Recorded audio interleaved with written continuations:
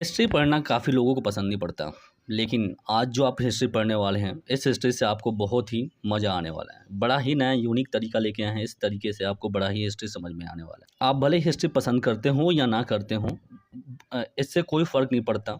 इस चीज़ से आपको काफ़ी ज़्यादा पसंद आने वाला है, क्योंकि इसको बड़ा ही यूनिक वे से बना रहा हूँ। अभी जो मैं कवर कर रहा हूँ वो चैप्टर है फ्रेंच रेवोल्यूशन। ये चैप्टर आपको काफ़ी ज़्यादा समझ में आ जाएगा अगर नहीं भी आया था तो।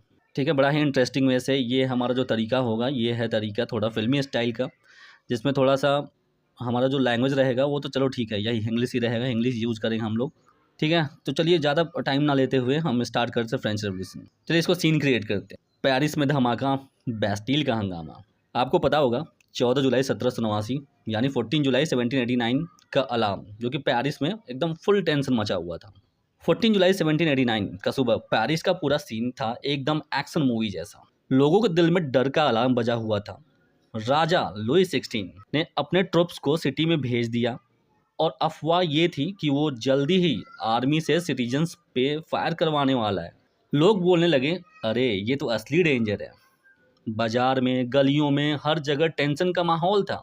लोगों ने सुना कि राजा उनके खिलाफ है और ये बात उनके दिलो दिमाग पे चढ़ गई।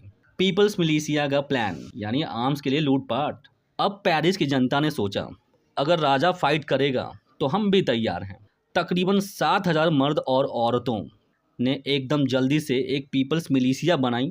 ये थे उनकी अपनी छोटी सी आर्मी। इन लोगों ने सोचा, चलो पहले हथियार तो ढूंढ लेते हैं। बस फिर क्या, ये लोग गवर्नमेंट के बिल्डिंग्स पे घुस गए और जो भी वेपन्स मिले, बंदूक, तलवार या फिर किचन का छुरा, सब ले लिए। ये सीन था एकदम केओटिक, जैसे कोई बॉलीवुड मूवी का एक्शन सीक्वेंस। एक और जोक सुन लो। एक अंकल ने गलती से बिल्डिंग से सिर्फ एक पुरानी ब्रूम चुरा ली और बोलने लगा, ये भी काम आएगा। लोग हंस हंस के बोलने लगे, भाई ये रेवोल्यूशन या सफाई अभियान है। Okay, apart from this joke, storming of the Bastille, पूरा फिल्मी एक्शन वाला क्लाइमैक्स। अब ये सीन है रेवोल्यूशन का असली धमाका। 14 जुलाई 1789, storming of the Bastille. Bastille एक पुराना फोर्ट्रेस प्रिजन था ईस्टर्न पेरिस में, जो राजा के डिस्पोटिक पावर का सिंबल था। लोगों को लगा कि यहाँ पे ढेर सारा एम्यूनेशन होर्डेड है, तो एक ग्रुप ऑफ हंड्रेड्स, जिसमें किसान, मजदूर, मिडिल क्लास वाले, हाथ में जो भी था लेके बैस्टिल पे चढ़ गए। किसी के पास बंदूक थी, किसी के पास कुदाल और किसी के पास तो बस किचन का चम्मच। फाइट शुरू हुई और बैस्टिल के कमांडर को मार दिया गया। प्रिजनर्स को रिलीज किया गया, लेकिन यहाँ ट्विस्ट था, वहाँ सिर्फ 7 प्रिजनर्स ही थे। फिर भी ये मोमेंट था इतना बड़ा कि बैस्टिल को गिरा दिया गया और उसके पत्थर लोगों ने सोनेर के लिए बांट दिए। ये दिन आज भी फ्रांस में बैस्टिल डे के नाम से सेलिब्रेट होता है। रायट्स का हंगामा यानी ब्रेड के लिए गर्मा गर्मी बढ़ गई। बैस्टिल के गिरने के बाद पेरिस और कंट्री साइड में एकदम आग लग गई। लोग सड़कों पे आ गए और रायट शुरू हो गए। सबसे बड़ा इशू था ब्रेड का प्राइस। रोटी के दाम इतना ज़्यादा थे कि लोग भूखे मरने लगे। लोग चिल्लाने लगे, हमें रोटी दो, वरना हम सब कुछ जला देंगे। गांव में किसानों ने नोबल्स के घर पे अटैक किया, टैक्स रिकॉर्ड जला दिए और बोलने लगे, अब हम फ्री हैं। पेरिस में लोगों ने राजा रानी के खिलाफ स्लोगन्स लगाए और मार्केट्स में शॉपकीपर्स पे चिल्लाया। और वो चिल्ला क्या रहे थे, बस दाम कम करो। हिस्टोरियंस बाद में बोले कि ये था रेवोल्यूशन का स्टार्टिंग पॉइंट, लेकिन उस टाइम लोगों को बस रोटी चाहिए थी। उनको नहीं पता था कि ये सब एक दिन राजा को ख़त्म कर देगा। अब आता है फर्स्ट पार्ट यानी फ्रेंच रेवोल्यूशन का सीन। अब देखो क्या है, सेटअप पर हंगामा शुरू होगा। यहाँ पे फ्रेंच का सोसाइटी पहले देख लेते हैं कैसा था। एकदम ब्लॉकबस्टर सेटअप। 1770s का फ्रांस, पूरा एक बॉलीवुड मूवी जैसा वाइब। सोसाइटी 3 हिस्सों में बटी थी, बिल्कुल 3 टियर केक की तरह। सबसे ऊपर फर्स्ट एस्टेट, ये थे चर्च वाले जो अपने आप को भगवान का BFF समझते थे। अरे BFF क्या समझ रहे हो, ये बेस्ट फ्रेंड फॉर एवर है। इनके पास थी बड़ी बड़ी प्रॉपर्टी, टैक्स नहीं देना पड़ता था और लोग इनको सुनते थे जैसे वो कोई स्पिरिचुअल इन्फ्लुएंसर हो। नेक्स्ट आते हैं सेकंड एस्टेट। ये थे नोबल्स, अपने आप को शहंशाह ए हिंदुस्तान, नहीं शहंशाह हिंदुस्तान तो नहीं थे, शहंशाह फ्रांस थे, और शहजादी समझने वाले ये लोग थे। इनके पास ही जमीन, पावर और एटीट्यूड भी एक नंबर का। और फिर सबसे नीचे जो थर्ड एस्टेट थे, वो थे असली जनता, जो कि बेचारे किसान, मजदूर, दुकानदार और थोड़ी सी मिडिल क्लास वाली गैंग। ये लोग काम करते, टैक्स देते और फिर भी इनको कोई इज्जत नहीं मिलती थी। किसान लोग जो थे पॉपुलेशन के 90%, उनमें से बहुत कम के पास अपनी जमीन थी। 60% लैंड तो नोबल्स और चर्च के पास था। नोबल्स और क्लर्जी को बर्थ से ही प्रिविलेज मिले थे। जैसे टैक्स ना देना और किसानों से फ्यूडल ड्यूज लूटना। मतलब किसानों को इनके लिए काम करना पड़ता था, जैसे इनके फील्ड्स में या आर्मी में। चर्च भी किसानों से तिथेज नाम के टैक्स लेती थी। और थर्ड स्टेट को अलग से तेल और सॉल्ट जैसे चीज़ों पे टैक्स देना पड़ता था। एक और जोक सुन लो, नोबल्स के विग्स इतने बड़े और फैंसी होते थे कि उनको एक स्पेशल सर्वेंट चाहिए होता था बस विग को संभालने के लिए, और कभी कभी विग में चूहे भी छुप जाते थे। अब बोलो कितना एम्बैरेसिंग सीन है, ये मजाक था भाई।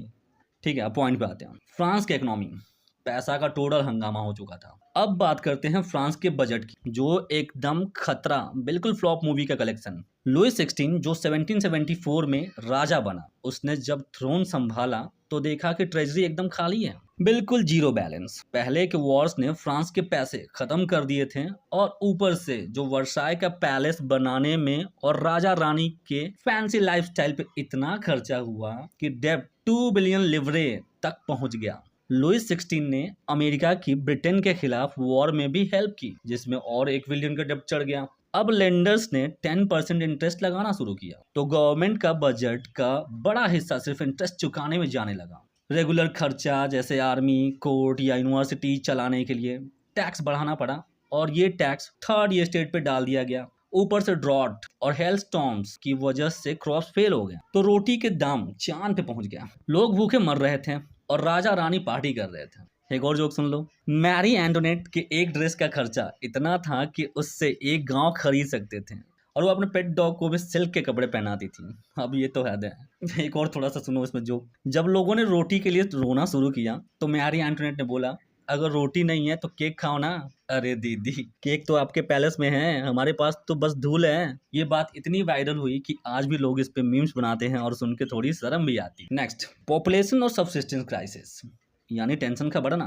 फ्रांस की पॉपुलेशन 1715 में 23 मिलियन थी, जो 1789 तक बढ़ के 28 मिलियन हो गई। मतलब फूड ग्रेन्स की डिमांड एकदम स्काई रॉकेट। लेकिन प्रोडक्शन इतनी नहीं बढ़ी, तो रोटी के दाम और भी ज्यादा हो गए। वर्कर्स जो वर्कशॉप में काम करते थे, उनकी वेजेस फिक्स थी, लेकिन प्राइजेस के साथ वो मैच नहीं कर पाए। इससे अमीर और गरीब के बीच का गैप और बड़ा हो गया। जब भी ड्रॉट या हेलस्टॉर्म आता, हार्वेस्ट खराब होती, और ये बन जाता एक सबसिस्टेंस क्राइसिस। मतलब लोगों के लिए बेसिक सर्वाइवल ही मुश्किल हो जाता था। ये क्राइसिस ओल्ड रिजिम में बार बार होता था और लोग एकदम परेशान हो जाते थे। एक और जोक सुन लो, थोड़ा सीरियस हो गए होंगे। एक बार रोटी के दाम इतने बढ़ गए कि एक मजदूर ने शॉपकीपर से कहा, भाई ये रोटी है या गोल्ड का बिस्किट। शॉपकीपर हंस के बोला, गोल्ड ही समझ लो। नेक्स्ट, एनलाइटनमेंट का चक्कर, यानी आइडियाज का फुल ब्लास्ट होने वाला।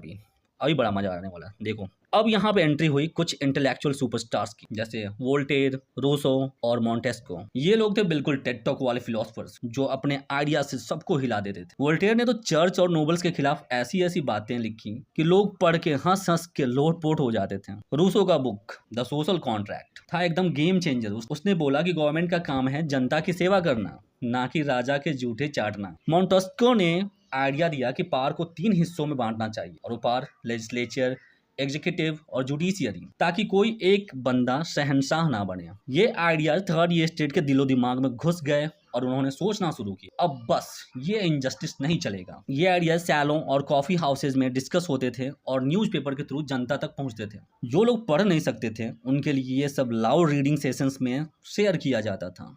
एक और जोक सुन लो, वोल्टेयर इतना सरकास्टिक था कि एक बार उसने एक नोबल के लिए लिखा, तुम्हारा ब्रेन उतना ही काम करता है जितना तुम्हारा विग का वेट। नोबल का चेहरा लाल हो गया है, literally blushing with anger. Next, middle class होते हैं, यानी रेवोल्यूशन का ट्रेलर रेडी हो चुका है। अभी देखो, अभी और मजा आने वाला है। अब ये मिडिल क्लास वाले जो थे डॉक्टर्स, लॉयर्स, टीचर्स और बिग बिजनेसमैन, इनका टाइम आ चुका था, या कहो तो आ गया था, या फिर आ ही रहा था। ये लोग पढ़े लिखे थे, पैसे वाले थे, लेकिन इनको कोई पॉलिटिकल पावर नहीं मिलता था। नोबल्स और चर्च वाले इनको देखते ही मुंह फेर लेते थे, जैसे बोल रहे हो तुम तो बस थर्ड स्टेट का साइड किक हो।